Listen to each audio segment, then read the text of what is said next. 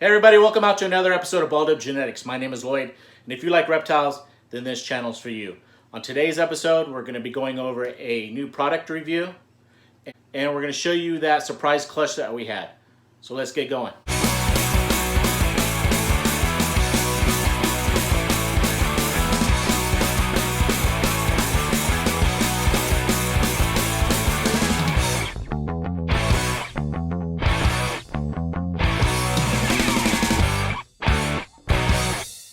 Okay guys, so I want to talk about a product that we've been trying the last couple of weeks from our friends here at Grub Terra. We've been feeding out black soldier fly larvae, so if you're familiar with like waxworms, a soft-bodied insect, that's what we've been feeding out. As you can see in this video right here, it came to us packaged really well. We had about 500 of the larvae that came to us live. They went through the mail very easily. Everybody at Grub Terra has been really great talking to. All the way through ordering them, getting them shipped here. We have fed them out for the last couple of weeks to our bearded dragons, to our frogs, and to some of our gecko species, and they all love it. So if you have a insect-eating reptile or a high-protein eating reptile, this is a good source other than like waxworms or mealworms. In fact, these guys carry a lot more calcium in them than mealworms, and you don't have to worry about the impaction from the hard shell of mealworms. Another cool thing about this company is that they sustainably source out the food for these insects that they're raising.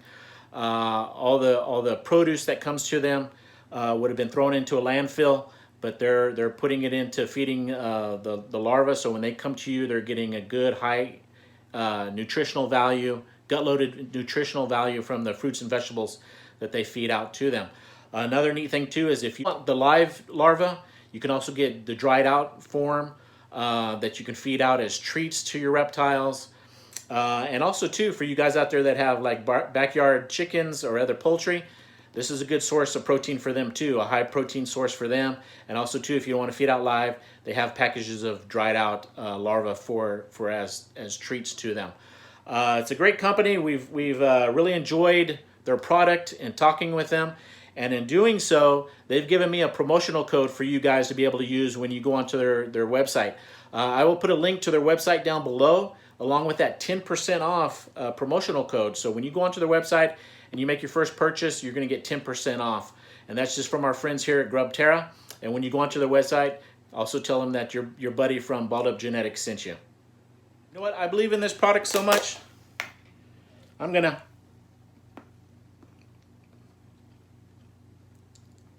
eat some myself. Grub Terra. Oh yeah, and guys, before we get to that surprise clutch, I also want to tell you about Sea Turtle Link. We're getting in that time of the year here in Texas where the weather is going to start changing, and this is the time that a lot of sea turtles along the Texas Gulf Coast will get cold stunned, stranded, and potentially drowned. So Sea Turtle Link and a lot of other animal organizations along the Gulf Coast will go out and they will try to rescue these. So what happens, sea turtles come into very shallow areas to feed on the seagrass. And sometimes they're in only about 3-4 feet of water, maybe less. And the cold fronts come through at freezing temperatures. And before they can swim out to deeper water, they're caught in these inlets. And because they are ectotherms, or they regulate their body temperatures from the environment, they're going to chill down very quickly, and it's called cold stunning because they don't move. And potentially because of this, if they don't get washed up onto a shallow beach area, they're going to drown. These organizations go out, rescue as many turtles as they can, bring them back to their headquarters, slowly warm them up, get them hydrated, and then when the temperatures are where we can release them, then they go out and release them back into deeper waters, back into the Gulf, and then over to the Gulf Stream. So again, please give them a look. Every little bit that you can give them helps keep that organization going. There's a lot that is involved with getting out onto boats, getting these animals in, all the medical care that goes into taking care of these cold stunned sea turtles. And they've done a really great job over the years. And any support we can give them would be greatly appreciated. Again, I will put a link to their website down below. So go ahead and get onto their website, check them out, see what they do. And let me roll this video for you guys on the surprise clutch that I found.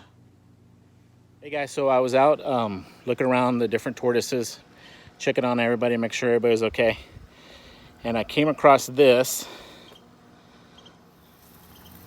female leopard tortoise was sitting here digging. And so I left her for a while, and it looks like she has laid a nest. So I'm gonna get her off of this and start digging down and seeing what we find. So let me get you set up, and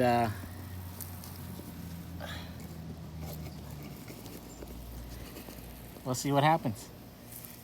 All right, well, she's done pretty good covering it up. Oh yeah, you can tell it was right in here. So I'm just gonna start digging around slow. See if I can enter the egg chamber.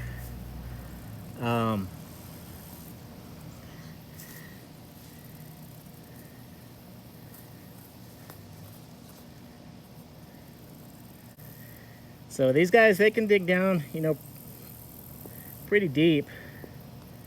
Typically they're gonna dig down to where their feet can't really touch the ground anymore.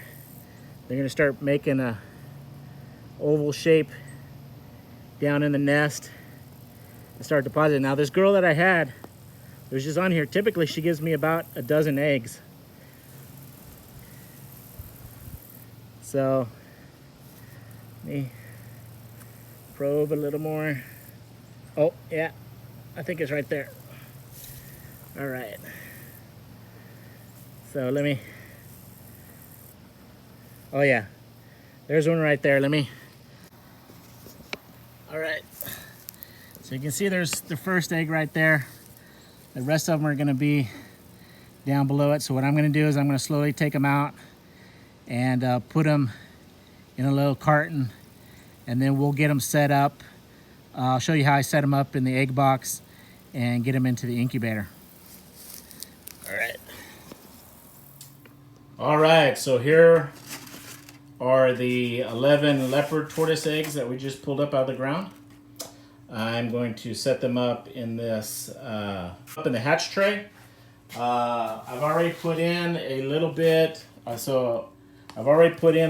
of Hatchite. I like using this stuff, especially with the water polymer that it has inside. So you don't have to put a lot of water into this.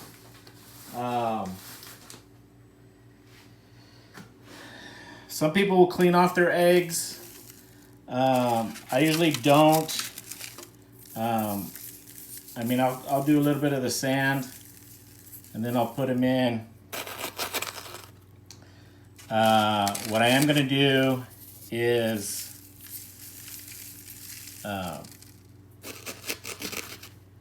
some people will mark the eggs. I usually do the outside of the box for that. I'm going to, of course, add some more Hatchite in here when I'm done setting them up in their rows. Mark the information. I'll mark the information on the box, the lid on the outside, and then I'll set them up in the incubator. So let me get these cleaned up a little bit, get them set up in here, and we'll continue. All right, so I have cleaned them up just a little bit, have them in, wet down the Hatchite a little bit. I have the date, the eggs, the species, the female that it came from. So we'll lock it up, and we'll get it put in the incubator. Okay, let's go.